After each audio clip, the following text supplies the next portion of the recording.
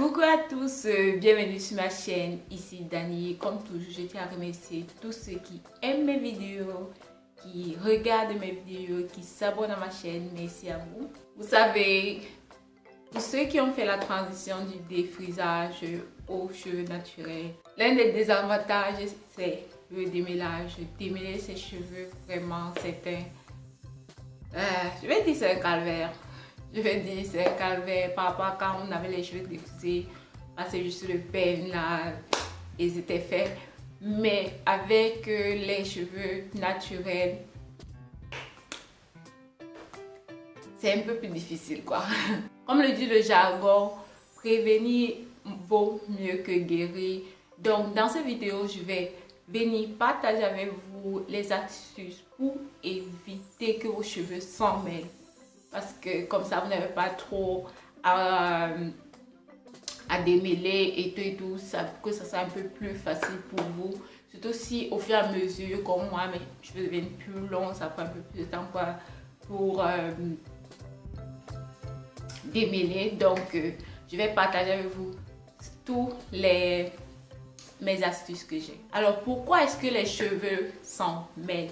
Les cheveux s'en mêlent parce qu'il y a les cuticules qui sont déjà soulevées, qui s'accrochent entre eux, ou bien par rapport au fait que nos cheveux sont crépus, bouclés, et quand ils forment les boucles, ils s'accrochent entre eux et tout et tout. Donc c'est un peu pour ça. Surtout aux racines, il y a les racines, certains petits cheveux là qui commencent à pousser et qui s'accrochent aux autres. C'est comme ça que nos cheveux s'en mêlent. Pour éviter d'emmêler ses cheveux, éviter l'eau chaude. L'eau chaude, c'est mieux d'éviter l'eau chaude. Parce que l'eau chaude, normalement, soulève les cuticules. Et quand les cuticules sont soulevées, ça fait celles qui sont accrochées, qui s'accrochent entre eux. Donc, essayez toujours de laver vos cheveux avec l'eau froide, surtout rincer avec l'eau froide ou avec l'eau tiède, un peu tiède. Mais évitez l'eau chaude sur vos cheveux. Je sais qu'en hiver, c'est un peu plus difficile, mais faites l'effort. Évitez d'utiliser le shampoing avec sulfate tout le temps parce que le shampoing avec sulfate, normalement, assèche les cheveux, soulève les cuticules et quand justement les cuticules sont soulevées, comme j'ai dit, ça s'accroche. Donc, surtout si vous utilisez, suivez avec un après shampoing avant d'utiliser notre masque. Donc, pour restaurer les cheveux, parce que le shampoing normalement ça se lève que tu pourras nettoyer bien et tout, le shampoing avec sulfate. Donc évitez le shampoing avec sulfate. C'est pour ça qu'on dit toujours. Une astuce, c'est garder les cheveux étirés. C'est vraiment important de garder les cheveux étirés. Parce que vous voyez, normalement on a les cheveux crépus qui s'enroulent sur eux-mêmes. Quand vous les étirez, ça empêche qu'ils s'enroulent entre eux et empêche que vos cheveux soient emmêlés. Donc c'est mieux de garder les cheveux étirés avec les twists, les brides. L'afro, ça peut être un peu plus difficile. Durer avec les tresses, les coiffures protectrices. Si vous durez trop longtemps, au fur et à mesure, vos cheveux, avec la saleté, ça se fond entre eux. Je pense que beaucoup d'entre nous, on a remarqué ça. Si vous faites déjà peut-être les rastas pendant peut-être 1 mois, 2 mois, vous voyez surtout aux racines là, ou bien les tissages, ça colle, ça colle, ça colle. Et ça mêle vos cheveux. Donc ne durez pas trop longtemps, maximum 1 mois pour les coiffures protectrices. Donc faites 3 semaines, 1 mois. Pour moi l'idéal c'est 3 semaines. Une autre astuce pour éviter, c'est de sécher les cheveux avec un t-shirt plutôt au lieu d'une serviette. Parce que les serviettes ont des fibres là qui peuvent s'accrocher à vos cheveux et les mélanger quoi. Donc essayez d'utiliser un t-shirt pour sécher vos cheveux. Ou bien une microfibre. Moi, personnellement, je préfère t-shirt. Je pense que ça fait mieux le boulot sans devoir s'accrocher à mes cheveux et tout et tout.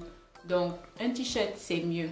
Le t-shirt, avec un vieux t-shirt que vous n'utilisez plus, quoi que ce soit, c'est rien du tout. Donc, une autre astuce qui est toujours bien dans n'importe quelle situation, c'est de garder les cheveux hydratés. Quand vous avez les cheveux hydratés, les cuticules sont fermés, hydratés et scellés avec l'huile, les cuticules sont très fermés, donc il n'y a pas trop de risque d'accrochage. Évitez d'avoir les cheveux secs, donc toujours hydrater tes cheveux, avoir les cheveux vraiment hydraté pour pouvoir empêcher l'emmêlage des cheveux. Et une deuxième astuce que pour moi je trouvais extrême, pour ceux qui me connaissent, normalement j'aime pas tant qu'on parle trop de couper les cheveux, mais je vais dire ça. À un certain point, si vous avez les cheveux abîmés et tout, c'est mieux de tailler les pointes. Couper les pointes parce que quand normalement vous coupez les pointes, moi je le fais une fois par an. Donc, et après vous sentez vraiment comment vos cheveux s'en mêlent moins quand vous avez coupé vos pointes. Je ne dis pas de le faire trop souvent, mais ça dépend de ce que vous faites avec vos cheveux. Si vous avez tendance à faire beaucoup de traitements chimiques, coloration, beaucoup de choses et tout, vous voyez vraiment que vos cheveux sont abîmés, c'est mieux de couper. Je vais dire peut-être une fois tous les 4 mois, mais laissez vos cheveux bien pousser. Moi je trouve que c'est mieux de laisser ses cheveux pousser avant de couper, parce que si vous taillez vos cheveux alors que vous n'avez pas retenu vraiment beaucoup de pousse, à chaque fois vous n'allez pas voir vraiment que vous avancez et ça peut vous décourager à prendre soin de vos cheveux. Donc mais si vous voyez vraiment que les cheveux sont rugueux, après une bonne coupe, vous allez voir vraiment que vos cheveux sont plus faciles à démêler, plus malléables et tout. Donc les pointes, parce que les pointes sont déjà, s'il n'y a plus moyen, c'est mieux de couper. Voilà, ça c'était mes astuces pour éviter que mes cheveux s'en mêlent.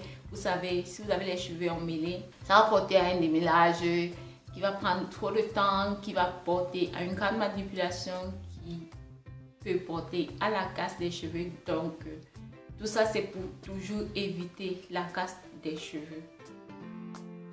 Voilà, j'espère que cette vidéo vous a plu. N'hésitez pas à partager sur vos réseaux sociaux, ça m'aiderait bien et ça peut aider d'autres personnes.